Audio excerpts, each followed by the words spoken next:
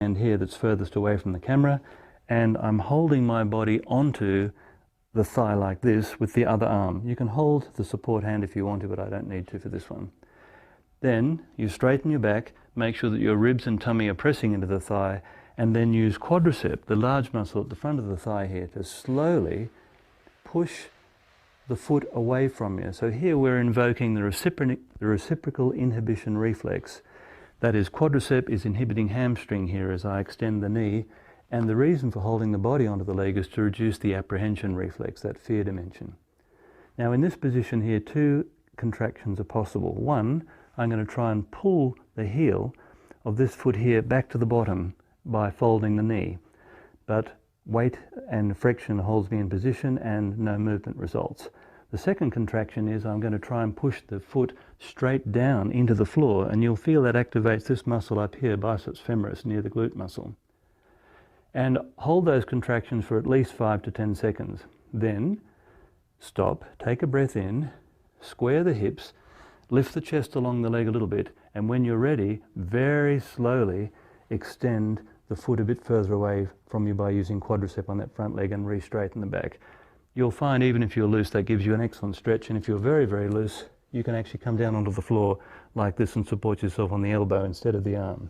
To come out, push back like this and slide back into the start position. I'll show you what that looks like from the other side.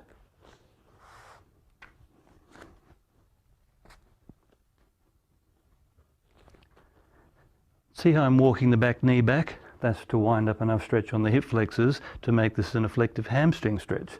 Then I wrap my arm around the leg like so. This is the grip that's shown in the book. You can try that, and if it works for you, use it by all means. Then use quadricep on the front leg, and I find that by lifting the ball of my foot off the floor, it just feels more comfortable in the ankle for me. I then press the front leg a little bit straighter like this until I get a stretch in the hamstrings at the back of the leg. Then I do the two contractions. I pull the heel back to the bottom, 5, 4, 3, 2, 1. I press the foot into the floor using that other muscle group. You'll feel that this contraction sensation is completely different. 5, 4, 3, 2, 1. I stop.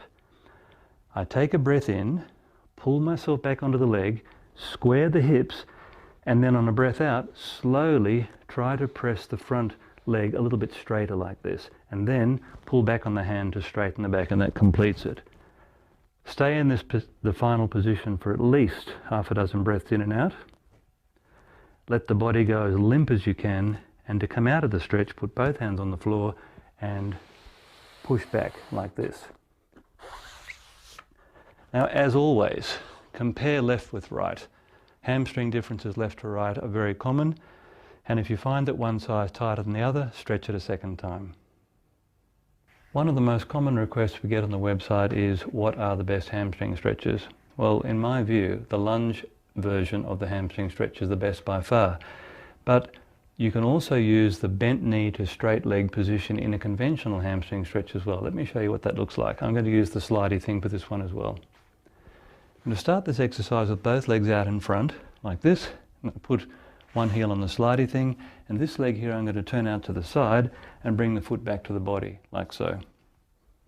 Then I'm going to pull myself onto my thigh, like this, and this time we're going to use the slidey thing to extend the leg, again using quadriceps as before, as we did in the lunge version, because using quadriceps to slide the foot out inhibits the hamstring slightly. So with a good grip on my foot in this position here, I can do both contractions. I can hook the heel back to the bottom, which I'm doing now, or I can push the leg down into the ground, which I'm doing now. And then take a breath in and use that breathing in action to straighten the back. And on a breath out, complete the exercise by simply sliding the leg straight like this and keeping your body on the leg. Finally, arch the back backwards.